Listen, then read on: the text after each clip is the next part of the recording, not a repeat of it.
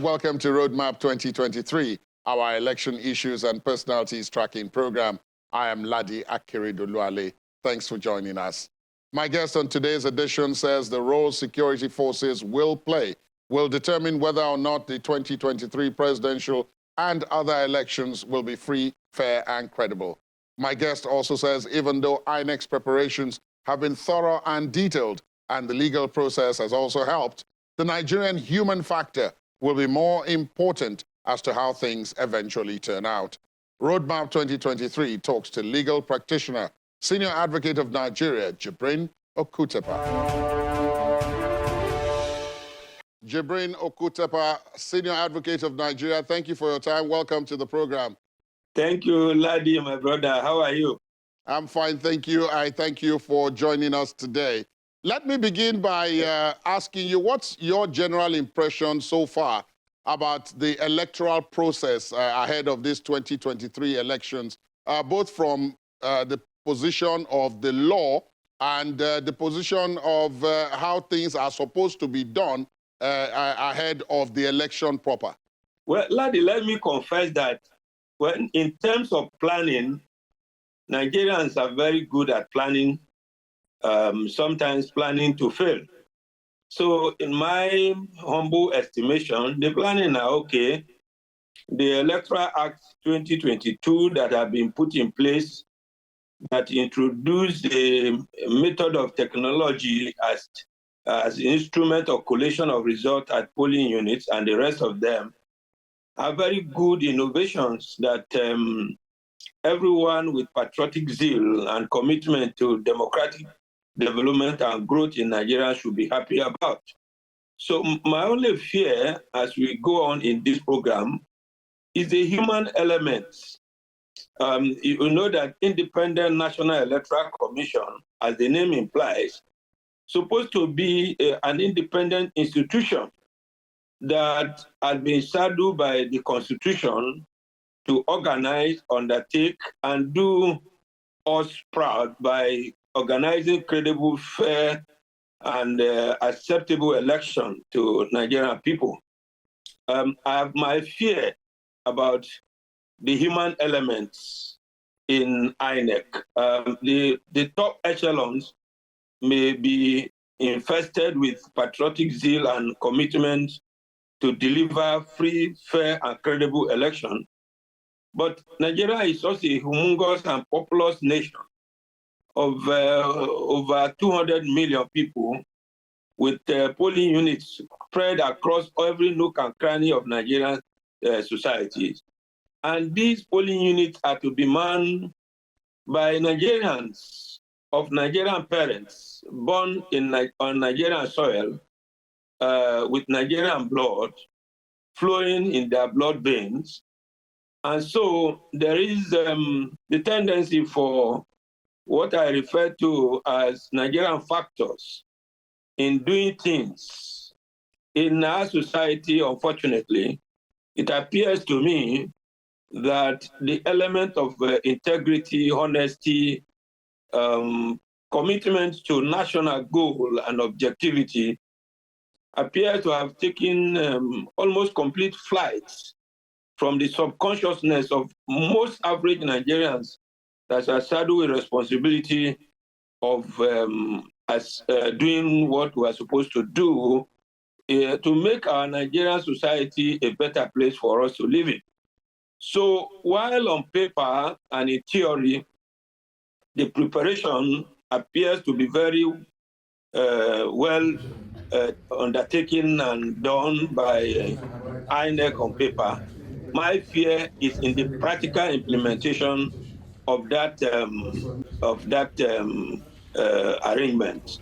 For instance, in the Osun's election petition tribunal, in which judgment had just been delivered, one will then ask, why should INEC have 3 sets of beaver reports issued to the various parties in the election in that state? That is Osun, a state that is, in terms of population, in terms of landmarks, is not as big as Nigerian society, where the presidential and national election, assembly elections and governorship elections are to be conducted in some of the states of the Federation. So given that scenario, one of the things that seems to have come up, of course, is that, as you said, preparations might appear on the surface to be quite adequate and to be quite thorough. But in terms of some of the other things that are happening, there are still cause for concern. You've given the example of Osun, but I want to give a different example related to a different subject, and that is security and what happened in Anambra, which whose election happened before Osun, in terms of how democracy has evolved. Because of security challenges, most of the registered voters in Anambra State did not come out to vote.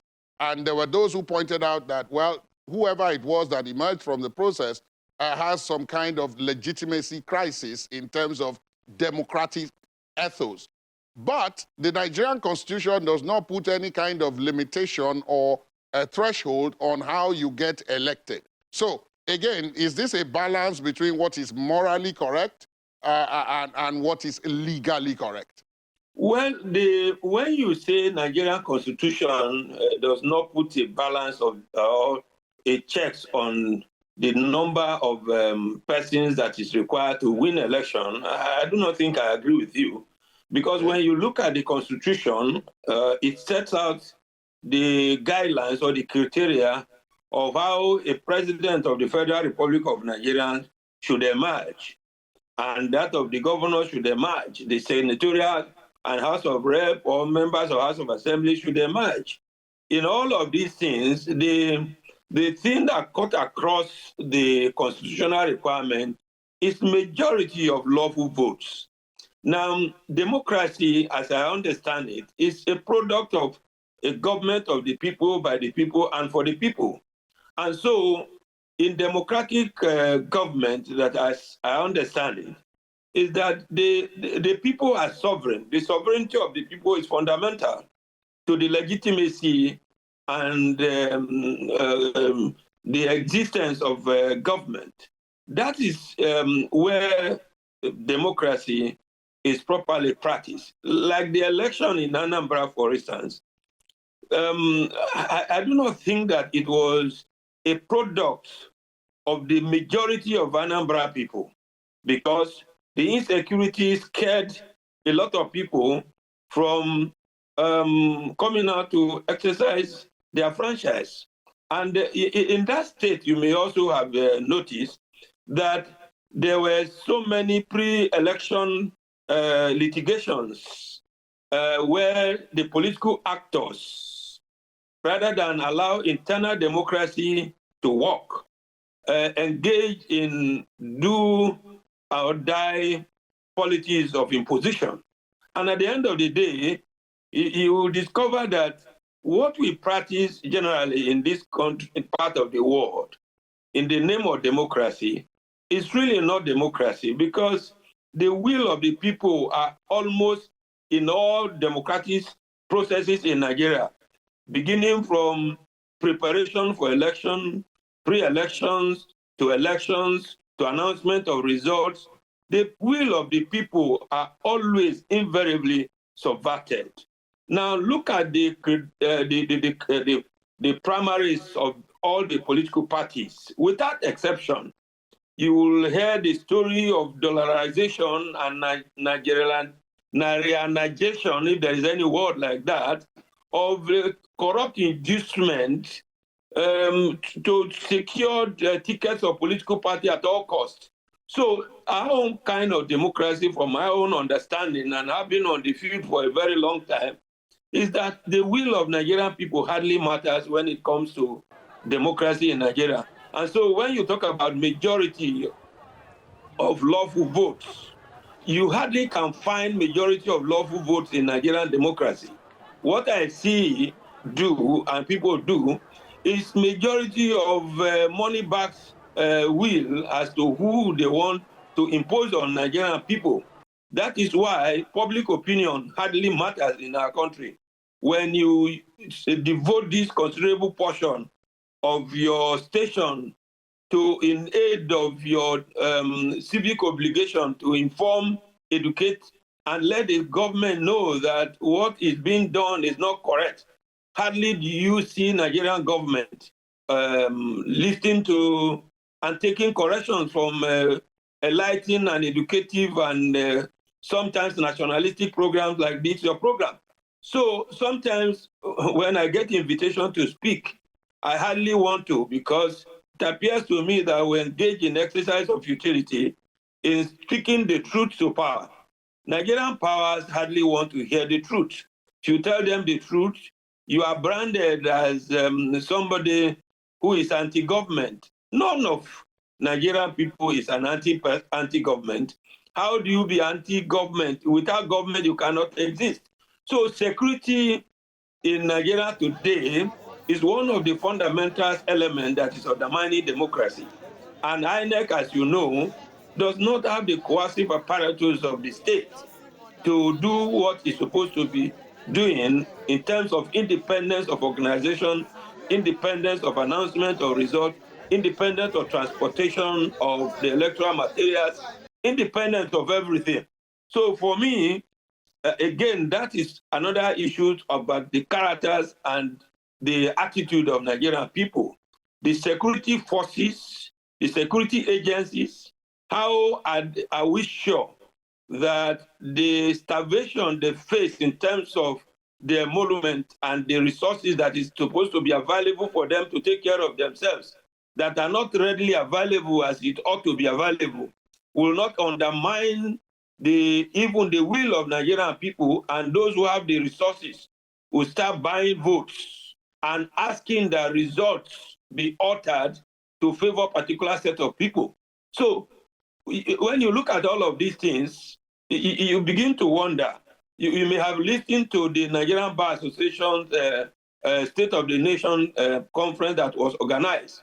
Everyone that comes there that spoke eloquently about our security situation, it was a pitiable story that were dished out by highly placed Nigerians who know that our security situation is so porous and so very difficult to guarantee free, fair, and credible election in Nigeria. Because if you dangled about $10,000, for instance, to a commissioner of police in a state, the tendency is that he may decide to say, look, unless that commissioner of police has in his DNA nationalistic and patriotic blood, his tendency is that he's likely to give unlawful order and ask the police officers on the field to look the other way around. So there are so many factors in our security apparatus today that are likely to undermine the credibility of the 2023 election. And unless we are prepared as a people to take our destiny in our hands and do what is right and not give baptismal name of right to what is wrong, we need to do a lot in our security apparatus to make the election in 2023 credible, people's election, and not money bags election. Indeed. Now, let me come to the law that will be guiding these elections. I know that, you can correct me if I'm wrong, two principal laws that will be guiding the elections are the Constitution of the Federal Republic of Nigeria, 1999, as amended, the various provisions there, and then the 2022 Electoral Act, which was signed last year by President Buhari. I don't know if there are other documents, but I want us to now examine some of the provisions of this and how they apply to the elections, because it turns out that many people, including the politicians who are actively participating in the process, don't understand the laws that are guiding this process. And many of them are surprised when they get caught in the crosshairs. So let me begin with the issue of the one we described earlier, where we talk about validly elected persons in office. What are the provisions? I hear people talk about 25%. They talk about number of local governments and states, depending on whether you're talking about president or governor. Please take us through. Well, beginning with the question of which law, the ground norm is Nigerian Constitution. And the Nigerian Constitution says in Section 1 of the Constitution that Nigeria shall be a democratic nation that must be governed in accordance with the provisions of the Constitution. And that if any government is produced otherwise than in accordance with the provisions of the Constitution, that government is illegitimate, is unconstitutional, is illegal. And so the Constitution emphasized the supremacy of the Constitution.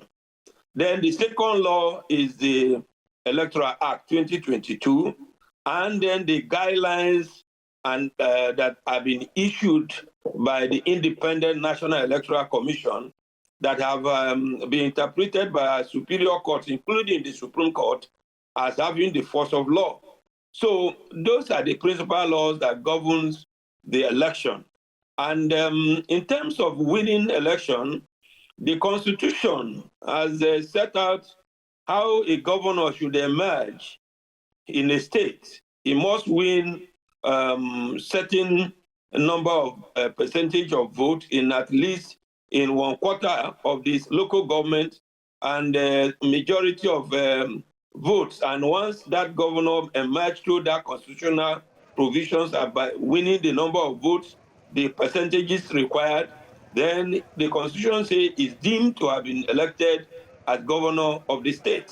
Some of us have argued that when it comes to the office of the president and the office of the governor, the Independent National Electoral Commission had little or nothing to do other than to see in the calculation whether the required number of votes have been won by a candidate to the office of the president or the candidate or office of the governor, and that the duty the Independent National Electoral Commission had or has is to announce the result of the person who had met the threshold as set out by the Constitution of the Federal Republic of Nigeria.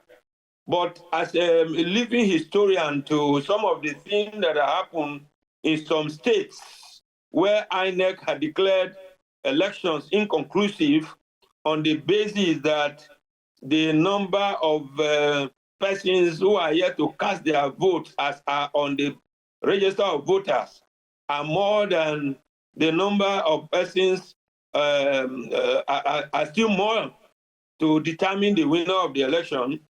Some of us had argued strenuously and up to the Supreme Court that the use of the number on registered voter is wrong, but that it should be the number of persons who had collected their permanent voters card.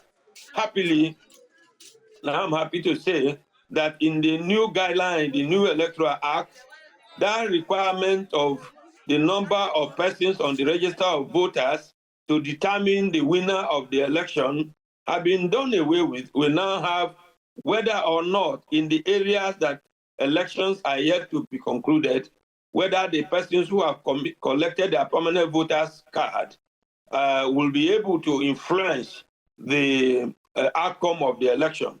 If they are not able to, then the election results should be declared. So for me, that's an improvement, an innovation on these guidelines. So when it comes to the office of the President of the Federal Republic of Nigeria, Nigeria is just one constituency. And also, again, the required number, I may not be able to say them exactly word for word as the Constitution said, but the requirement of a majority of lawful vote cast and winning at least 1/4 of vote in 2/3 of the state also is also a constitutional requirement. What that means had been interpreted when we had less states in the Awolowo versus Shekaris matter. So for me, these are fine constitutional guidelines in our constitution. And like I said earlier, whether or not Nigerian people will be allowed to pay fidelity and obedience to these constitutional provisions by the power that be and the political class, it's a question that is begging for answer. And my speaking for myself, that's my only worry. Every Nigerian of votable age as of today is prepared for democracy to work. But like you said in your intro, while on this question, are politicians' ignorance of this provision? Ladi, I said they are not. They know the provisions. They know it very well. That is why they are circumventing it. And they are circumventing it because the political office holders in Nigeria are demigods. So everybody wants to be a politician. Nigeria is about the only country where I see a man who was striking yesterday and being drafted into a political office, and today he becomes a demigod and even insulting those who drag him or her to occupy a public office. I know of a past governor of a state who was moving around trying to repair his jalopy called vehicle in those days.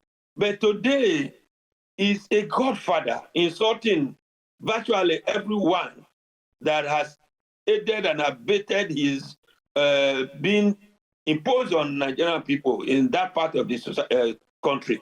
So when we give our politicians the opportunity to become gods instead of surrendering to the sovereignty of the people, that is the bane of Nigerian democracy.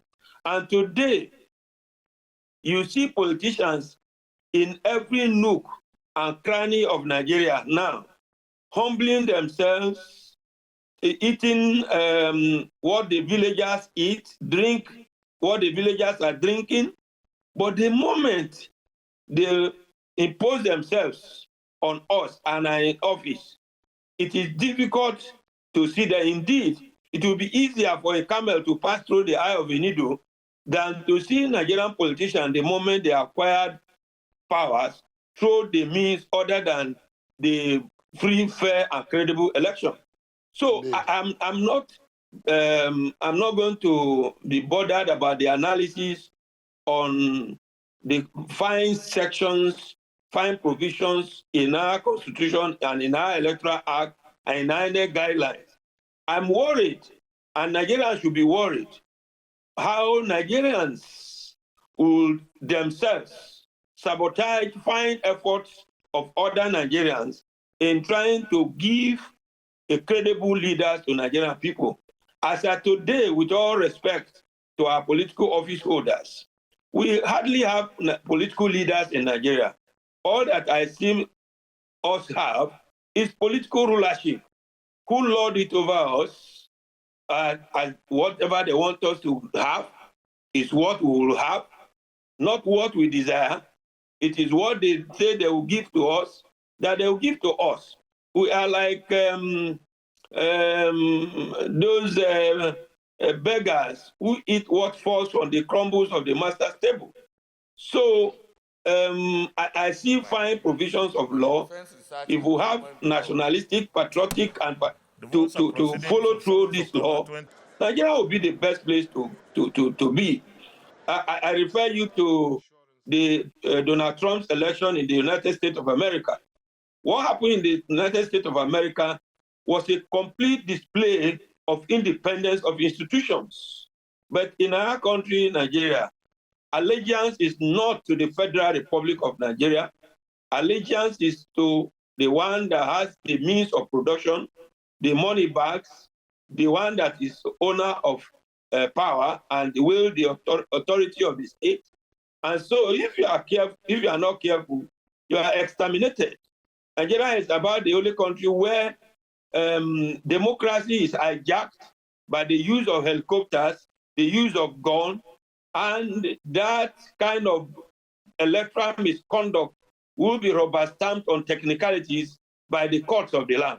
So in all of these things, we are the worst people for it. So that's my fear. That's my view. And I hold it very dear to my heart. Let me bring you to the issue of the electoral process itself. Now, the elections are imminent, and therefore, many people would want to be aware of how the election is to be conducted.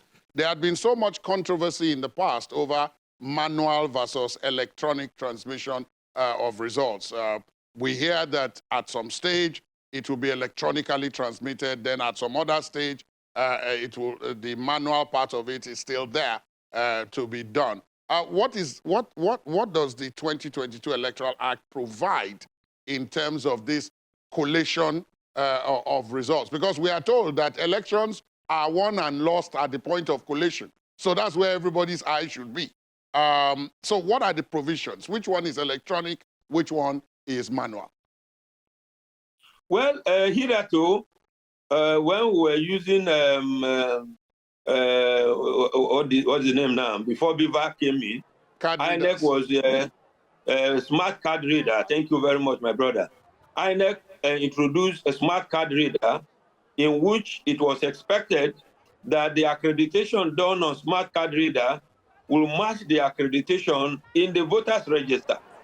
You recall in the early days of smart card reader that controversy arose in Rivers and Akwa Ibom, rather, where the 2/3 of court nullified the election. But when it got to the Supreme Court said, look, you need to use the manual to determine accreditation. That was the old regime under 2010 Electoral Act. By the new Electoral Act, INEC had been empowered to use the Beaver machine in accreditation and had issued guidelines that that's what should be used for accreditation. That is a laudable, very lofty innovations by our parliament, and I commend them. But the only snacks I have there is also the requirement of having conducted the election, then the requirement of entering the result from Beaver machine on Form EC8As by the polling unit officers or by the electoral officers of the various polling units, and so on and so forth. For me, that is an open invitation for perpetuation of electoral fraud. Because, again, we are back to human elements. I ask questions. Why should we use Beaver's machine, do accreditation? And our thinking faculties did not avail us the opportunity to say that the moment the Beaver machine had done accreditation and somebody had voted, the same Beaver machine should print out the results. Why should we engage the human elements in our political system to copy results from Beaver machine? The obvious result is what you have seen, although it's still in contest, in Osun State, where we had 3 sets of results. One given to one party, another given to another party, another one they call synchronization, and so on and so forth.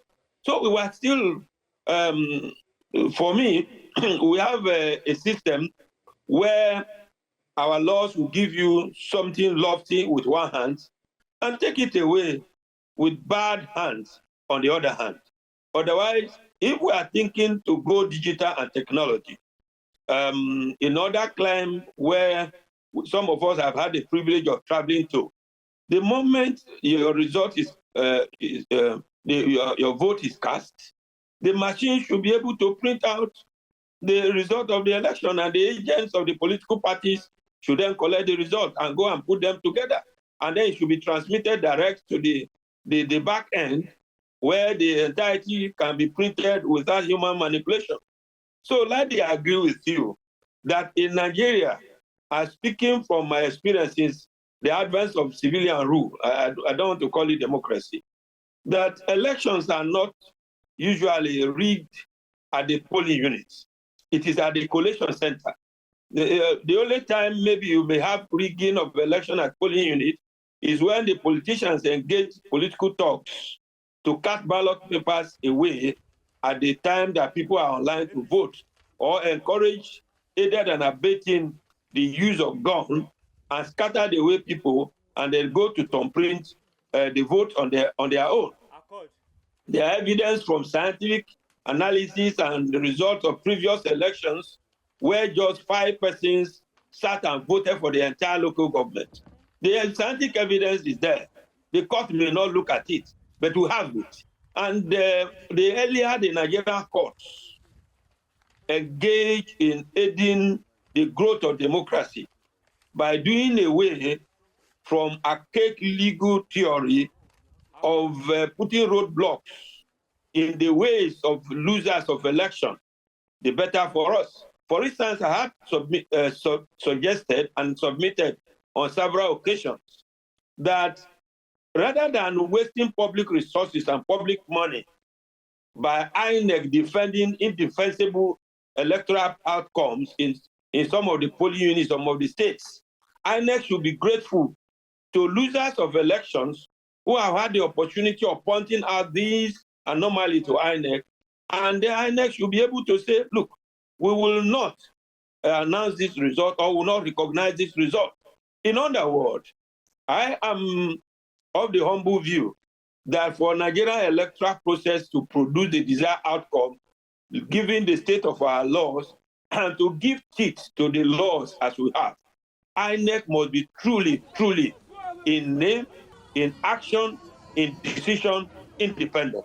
Unless INEC is independent in name, in terms of decisions making, and not be subject to political manipulations of money bags and defending indefensible outcome of election, democracy in Nigeria will be heading to a calamitous end. Indeed. Let me bring you to something else which is equally interesting and which you touched on in your last answer, which is the role the courts have come to play in the electoral process. In fact, many people now say that it is the courts who decide who is going to occupy political office, not the electorate. Because at the end of the day, there's so much litigation that follows elections. And at the end of the day, the courts at various levels are the ones deciding who legitimately won or didn't win these elections. And that sometimes the judgments that are brought out by the courts are not seen to be justice delivered and justice delivered on time in some instances. And that sometimes the arcane provisions of the law, which you referenced, are sometimes applied. But that, you know, the judiciary is supposed to look at things both from the spirit and from the letter of the law, not just from one side. Ladi, let me say this to you, that I am an advocate of justice in judgments. And what you see in some cases in our electoral jurisprudence are judgments that, with all respect, do not legitimately take into account the sovereignty of the people. And these are based on principles of law, fine judicial principles of law that have been evolved in a society where people have respect for law and order. For instance, there is a principle of law in our laws that everything done by INEC are presumed regular until the contrary is proved. Then there is also a principle of law in our laws, which is like the rock of Gibraltar that is standing on the ways of justice in Nigeria, that where you allege, for instance, that helicopters was used, ballot papers were snatched, guns were shot, those are allegations of crime. And because we operate what we call acquisitorial system rather than inquisitorial system, the burden of proof on you under our law is that those allegations must be proved beyond reasonable doubt. Now, we have in the provisions of our Constitution that the time to conclude pre-election and post-election litigation in Nigeria have been limited to 180 days. And within these 180 days, when you go to the tribunal and the court, the practical reality is that their lordships will also, by the practice directions, cut down the number of times the petitioners have to bring witnesses to prove his case.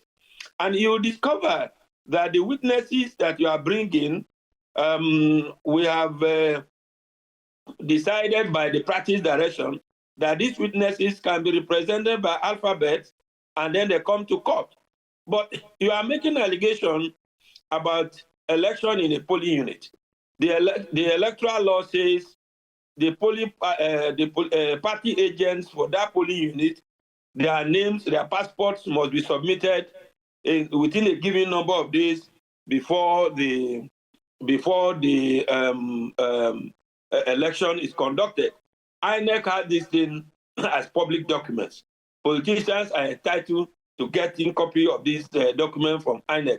So when you look at all of these things, what therefore is the necessity of saying that Mr. Okutepa, who is a polling unit agent for Ladi Akeredolu's political party in Shagamu, for instance, should just be representing his name with the JSO, when it is a notorious fact that everybody knows that Okutepa was a polling unit agent.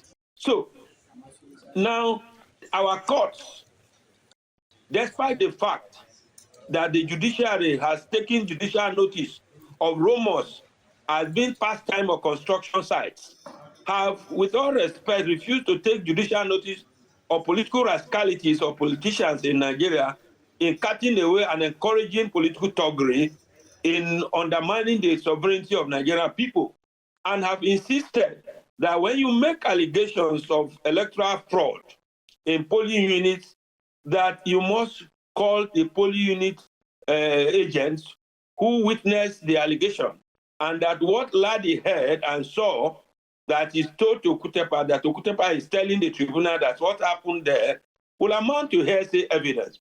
My view is that since election petition is sui generis and of a class of its own, time has come for Nigerian politicians, Nigerian judiciary, to invent a judicial principle that will aid the growth of democracy, rather than insisting on archaic legal principles that the Nigerian politicians have now become the masters in the act of perpetuating, both during, before, and after the election.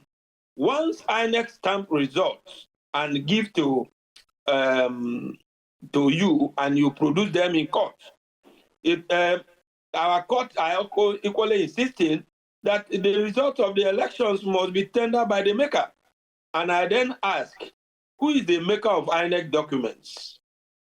Who should tender INEC documents? I've had the experience where INEC had come to tender documents through its staff. Again, the courts had held that amounted to hearsay evidence. And so we are in a state of legal quagmire where one finds it absolutely difficult to conclude that what we get in judgment is justice. Is it true that, legally speaking, you cannot contest for political office, especially the political offices of president, governor, and so on, if you hold dual citizenship or any citizenship apart from that which is Nigerian? Until we have the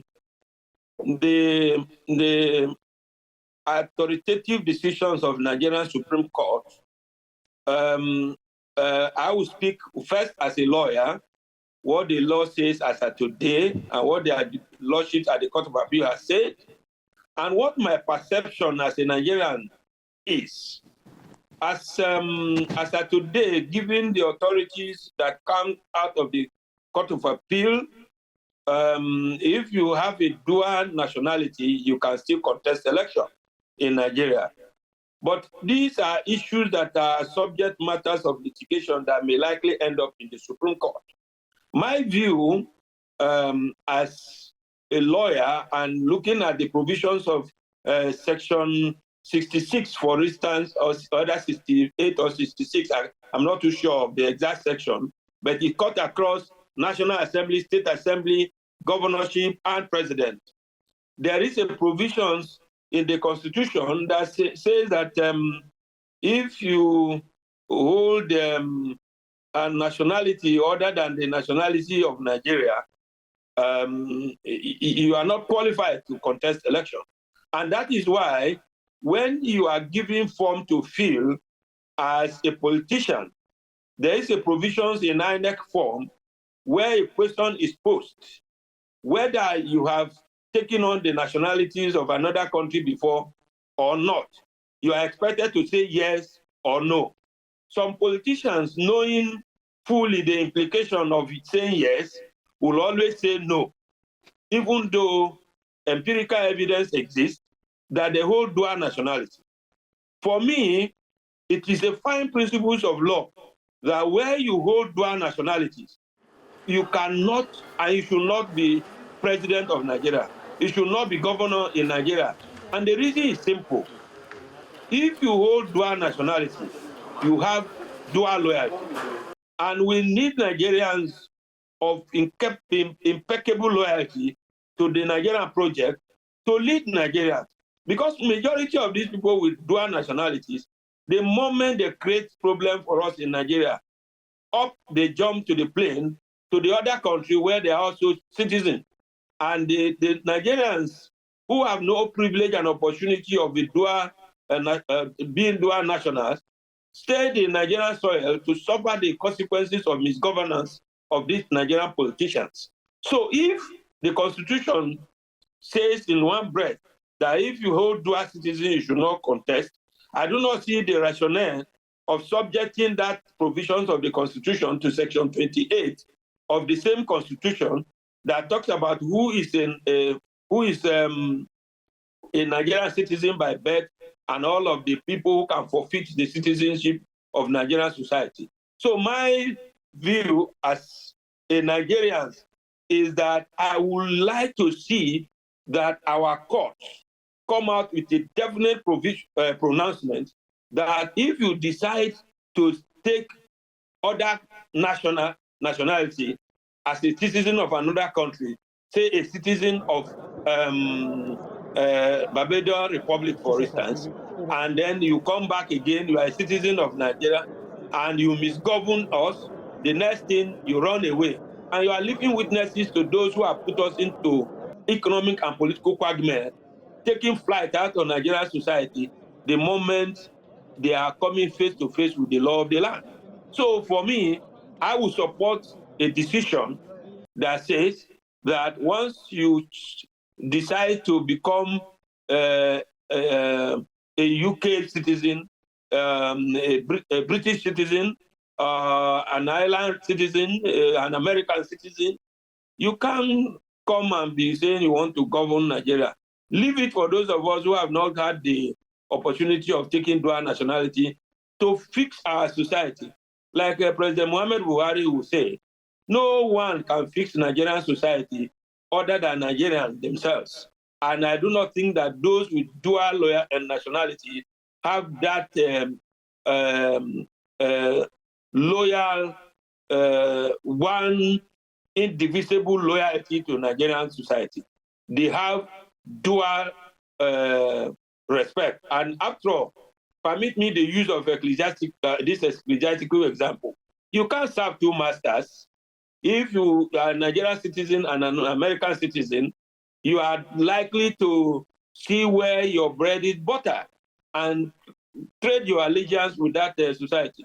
And so I speak for myself as a Nigerian, not necessarily now as a lawyer. I would prefer that those with dual nationality should not be allowed to lead us in Nigeria. Let me go back as we begin to wind down. Let me go back to where we started and where you mentioned the issue of security. We have known from past examples of the elections in Nigeria since 1999 the role that security services or security forces have been put to within the electoral process.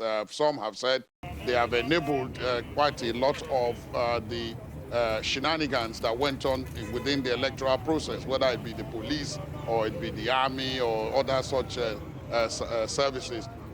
Has the situation, in your view, changed? And what exactly is the role of security services in terms of the process of election? Because I've heard from lawyers like yourself who say that apart from the police, and in the case of the police, it is unarmed police that is supposed to be within the visibility or the vicinity of the polling booth.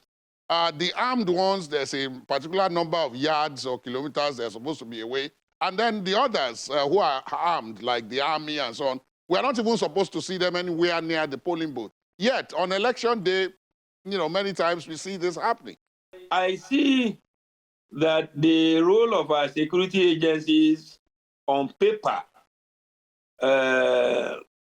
appears on a daily basis to be drummed into our ears that it has changed.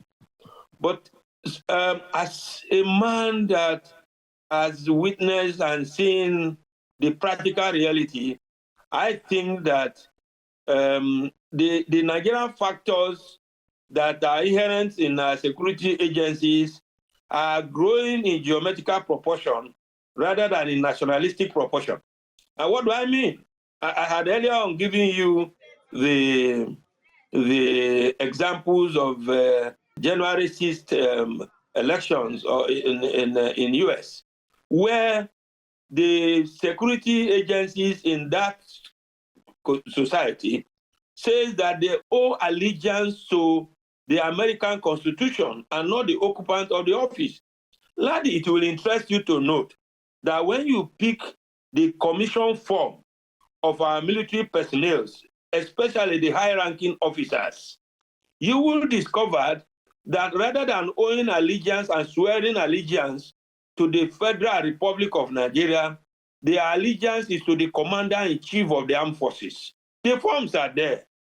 Take a look at it. And I ask myself, if I took oath to defend and protect the President and Commander-in-Chief of the Armed Forces, is the President and Commander-in-Chief of the Armed Forces synonymous with the Federal Republic of Nigeria? My answer is no.